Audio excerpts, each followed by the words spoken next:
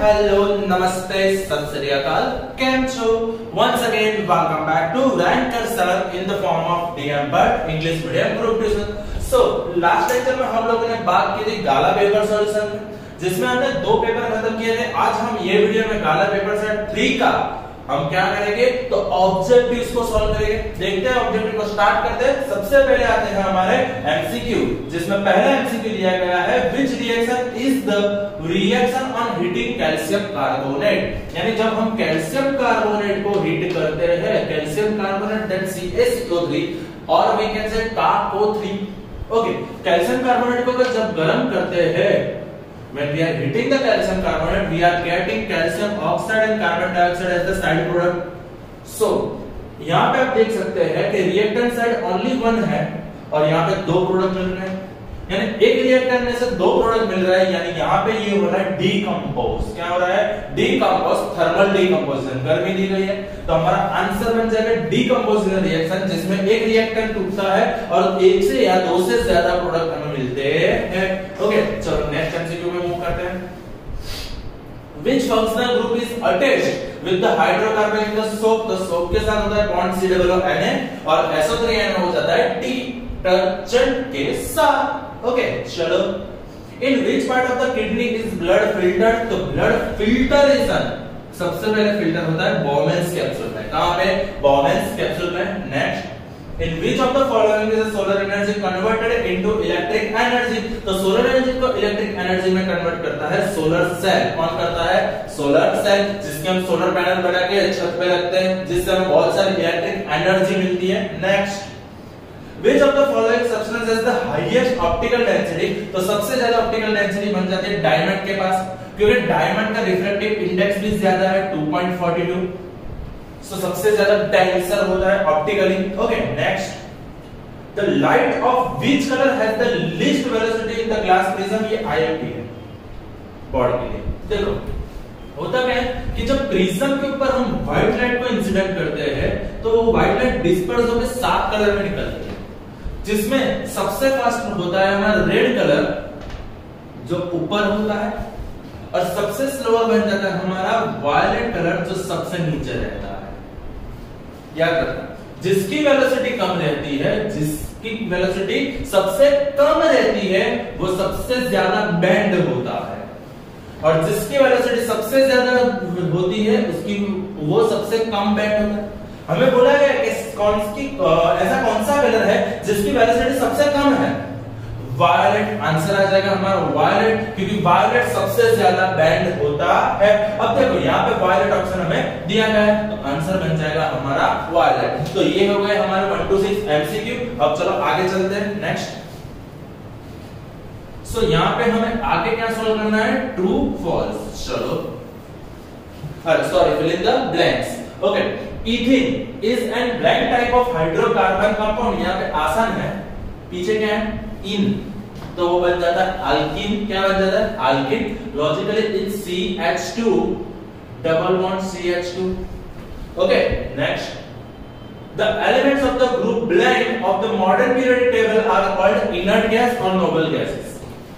Inert की जगह आपको नोबल गैस की तरह भी पूछा जा सकता है तो नोबल गैसेस बोले या तो इनर्ट गैसेस बोले, उसका स्पेशल एक एलिमेंट बन जाता है, स्पेशल ग्रुप बन जाता है 18th ग्रुप। ओके, जिसमें आता है हीलियम, नियोन, आर्गन, क्रिप्टॉन, ज़ेरॉन, radon. Okay, next, there is an enzyme blank in pancreas for digestion of the fat that is lipase. Obviously lipase से हमारा जो भी फैट है वो डाइजेस्ट होगा।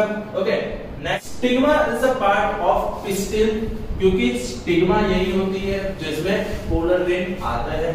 Next, The absolute refractive index of the glass is 1.5 क्योंकि 1.33 water का है। याद रखना जो याद रख लो, पानी का होता है 1.33, हवा का होता है यानी एयर का होता है 1 और ग्लास का हो जाता है 1.5। Next, the approximate age of the cell is around 5 billion years। सबसे ज्यादा जो वैल्यू होती है उसी को हम सच बोलेंगे तो 5 बिलियन ईयर होता है। यानी हम जितना भी सन को यूज करते हैं वो कभी भी खत्म नहीं होने वाला है। So it's completely renewable, free है, पॉल्यूशन फ्री है और पैसे में भी फ्री है, तो वापरो जितना वापरना है। Next, state the whether the following statements are true और फॉल्स। तो हमारा ट्रू और फॉल्स अब आ गए हैं, देख लो। सबसे पहले Mendeleev's periodic law was based on atomic number, सबसे गलत बात है, क्योंकि मेंडेल ने क्या किया था केमिकल प्रॉपर्टी के हिसाब से जब उसका टेबल बनाया तो उसने देखा कि वो पीरियोडिक नंबर है, वो एटॉमिक मास के हिसाब से कनेक्ट हो रहा था। तो मेंडेल ने ये लॉ भी दिया था कि properties of the elements are periodic function of the atomic mass. तो एटॉमिक नंबर कौन बोला था? Henry Moseley for the modern periodic table. तो मेंडेल के लिए ये बन जाता है गलत, क्योंकि उसने बोला था एटॉमिक मास के लिए सही। Next, the sex determination in human being occurs right at the time when the fertilization occurs therein, ये तो सबसे सही आंसर। अब देखो यहाँ पे कहीं ना कहीं कंफ्यूजन लोगों को रहता है। सबसे पहले समझ लो कि मेल गैमेट जो होता है वो आते हैं स्पर्म्स में से, और फीमेल जो होता है वो होता है ओवा यानी ओवम, और वीकेंड से एग।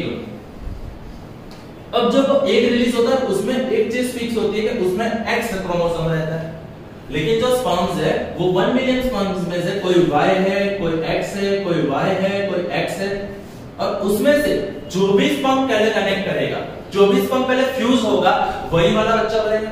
देखो जैसे कि समझ लो ये X वाला जो है वो रेस जीतने के बाद सबसे पहले कनेक्ट हो गया, तो उसी टाइम पे डिसाइड हो जाएगा कि गर्ल जन्म दे। समझ रहे हो? और समझ लो कि अगर ये X वाला नहीं Y वाला अगर जीत गया है तो बॉय जन्म लेगा, वो भी हमें पता है। तो at the time of fusion जब फर्टिलाइजेशन होता है, जब स्पर्म एवं ओवा को मिलते हैं, उसी टाइम पता चल जाता है कि भाई बच्चा होगा या तो बच्ची होगी, क्योंकि उसी टाइम वो पर्टिकुलर क्रोमोसोम को लेके ही कनेक्ट होता है। चलो इतनी बात समझ में आ गई। नेक्स्ट, हमें अब बोला गया है कि by a convex lens only a real image of an object is obtained, ये भी गलत हो जाएगा, ये तो ट्रू है। जब कॉन्वेक्स लेंस की बात करते हैं, कॉन्वेक्स लेंस में हम जब ऑब्जेक्ट को ऑप्टिकल सेंटर और फोकल के बीच में रखते हैं यहां पे, तब उसकी इमेज ऑटोमेटिकली हमें मिल जाती है same side of the lens पे। ये बन जाती है हमारी वर्चुअल इरेक्ट इमेज। अगर हम ऑब्जेक्ट को ऑप्टिकल और फोकल के बीच में मिलते हैं तो हमें वर्चुअल इरेक्ट इमेज मिलती है, व्हिच मींस यहां पे हमने बोला है ओनली रियल इमेज नहीं, वर्चुअल इमेज भी मिल सकती तो है, तो यहां पे ये हो जाएगा हमारा false. Next, the level of the water in the sea rises and falls due to the gravitational pull of the moon on the spinning earth, सही है। जब मून का ग्रेविटेशनल फोर्स अफेक्ट करता है तभी तो लो टाइड लो राइज सब आता है। Okay next, answer the following question as related. सबसे पहला क्वेश्चन हमें दिया गया है right names of the two system for control and coordination in the higher animals. Higher animal मतलब जिसके पास पूरी बॉडी की सिस्टम है, जिसके पास बहुत सारे टिश्यूज है, सिस्टम्स है, ऑर्गन्स है, वहां पे कंट्रोल और कोऑर्डिनेशन के लिए कौन सी सिस्टम काम करती है? तो पहली होती है नर्वस सिस्टम जिसको न्यूरॉन ऑपरेट करता है, और दूसरी बन जाती है हार्मोनल सिस्टम जिसमें हार्मोन्स वो केमिकल कोऑर्डिनेटर बन जाते हैं। तो nervous system and hormonal systems are the answer. Okay, next, what are the dominant and recessive variant about earlobe? यानी earlobe का फ्री रहना या तो जॉइंट रहना। तो सबसे ज्यादा ऐसी वेरिएंट देखने को मिले कि जहां पे फ्री earlobe ज्यादा थे। तो फ्री earlobe जो थे वो था डोमिनेंट, एंड जॉइंट जो था वो था रिसेसिव ट्रेट। ओके, यानी कान का ईयरलोब का ये जो पोर्शन है वो अलग रहता है थोड़ा सा बॉडी से, तो वो ज्यादातर देखने को मिला, यानी वो डोमिनेंट बन गया। और रिसेसिव यानी कम कौन सा था? जिसमें ईयरलोब जॉइन हुए। Okay next, generally these are two copies of a set of a genes in a body cell, then how do germ cell make a single set of genes? यानी jeans का कैसे उसका set half बनता है? तो हमें पता है कि जो भी मेल गैमेट होता है इसके पास टोटल 46 होती है क्या क्रोमोसोम्स, यानी 23 पेयर्स ऑफ क्रोमोसोम। फीमेल का भी 23 पेयर्स ऑफ क्रोमोसोम, जिसमें से हाफ हो गए 23 क्रोमोसोम्स आते हैं। इसी तरह से due to the half of the chromosomes cell makes a single set of the genes. Next, What is variable resistance? So variable resistance is a resistance which for which we can change the value.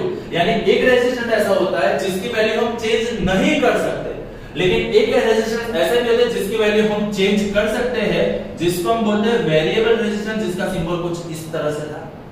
Next, which fuel is considered as a clean fuel for the vehicles? It's CNG. आपको bracket में लिख देना है pollution free. यानी अगर कोई भी fuel pollution free है तो वो क्लीन फ्यूल बोला जाता है. Okay, next, state the molecular formula of ozone. काफी आसान है, O3. क्या हो गया? Okay, next. सो हमारा 23 नंबर का क्वेश्चन है which waste material can be recycled. तो जो रिसाइकलेबल है, जैसे कि पेपर, टिन कैन्स, ऐसे चीज जो भी है, प्लास्टिक बॉटल्स, यस, ये सब चीज ऐसी है कि जिसको हम रिसाइकल कर सकते हैं.